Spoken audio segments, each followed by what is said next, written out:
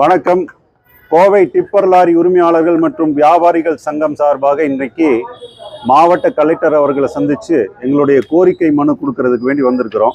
எங்களுடைய கோரிக்கை என்னன்னா, கோவை மாவட்டத்தில் சுமாராக ஒரு 500 டிப்பர் லாரிகள் மற்றும் சிறிய டிப்பர் லாரிகள் இயங்கிட்டு இருக்குது. இது அனைத்தும் கட்டுமான பொருட்கள் விநியோகம் பண்ணக்கூடிய வேலையில் நாங்கள் ஈடுபட்டிருக்கிறோம்.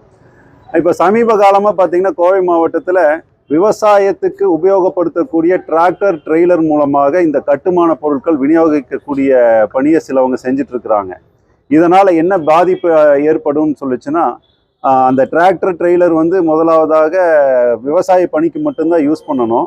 அது எந்தவித வரியும் அரசுக்கு செலுத்துறது கிடையாது, ரோட் டேக்ஸ்க்கு செலுத்துறது கிடையாது, இன்சூரன்ஸ் செலுத்துறது கிடையாது, பசுமை வரி கிடையாது, ஃபிட்னஸ் சர்டிஃபிகேட்டு அவங்க எடுக்கிறது கிடையாது. எந்தவித செலவினங்களும் இல்லாமல் விவசாயத்துக்கு உபயோகப்படுத்துறதுக்கு மட்டுமே கொடுக்கப்பட்ட டிராக்டர் ட்ரெய்லரை கட்டுமான பொருட்கள் விநியோகம் பண்ணுறதுக்கு உபயோகப்படுத்துகிறாங்க. இதனால் ரோட்டில் போகக்கூடிய பொதுமக்களுக்கு ஏதாவது ஒரு விபத்து ஏற்பட்டுச்சுன்னா அதன் மூலமாக அவங்களுக்கு காப்பீடு கிடைக்காது. எங்களோட தொழிலில் என்ன பாதிப்பு ஏற்படுதுன்னா, நாங்கள் ஒரு 500 ரூபாய்க்கு ஒரு வாடகைக்கு ஓட்டக்கூடிய இடத்துல இவங்க ஒரு 200 ரூபாய்க்கு போய் அந்த வாடகைக்கு அந்த வாகனங்களை இயக்குறாங்க.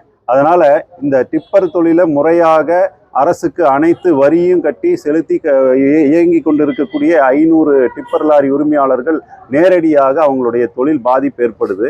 அதனால் இந்த விஷயத்தை இன்னைக்கு இணை ஆணையாளர் போக்குவரத்து துறை அவங்கள சந்தித்து நாங்கள் மனு கொடுத்தோம். இப்போ கோவை மாவட்ட தலைவர் அவர்களை சந்தித்து இந்த மனுவை கொடுக்கறதுக்கு வேண்டி வந்திருக்கோம். மேலும் இது செயலாளர் போக்குவரத்து துறை தமிழ்நாடு அவங்களுக்கு மின்னஞ்சல் மூலமாக இந்த மனுவை நாங்கள் அனுப்பிச்சிருக்கிறோம். அதே மாதிரி கமிஷனர் ஆணையாளர் அவர்கள் போக்குவரத்து துறை அவங்களுக்கும் இந்த மனுவை நாங்கள் கொடுத்துருக்குறோம். இதன் மூலமாக பொதுமக்களுடைய சேஃப்டிக்கு மிகப்பெரிய பிரச்சனை இருக்குது. அதே மாதிரி அரசுக்கு நேரடியாக வருவாய் இழப்பு ஏற்படுது. அதே மாதிரி எங்களுடைய தொழில் நிறைய பாதிப்பு ஏற்படுது. இதை எங்களோட கோரிக்கையை வச்சு இதை சரி பண்ணி கொடுக்கணுங்கிறதுக்கு வேண்டி நாங்கள் இன்னைக்கு கோரிக்கை மனு கொடுக்கறதுக்கு வந்திருக்கிறோம்.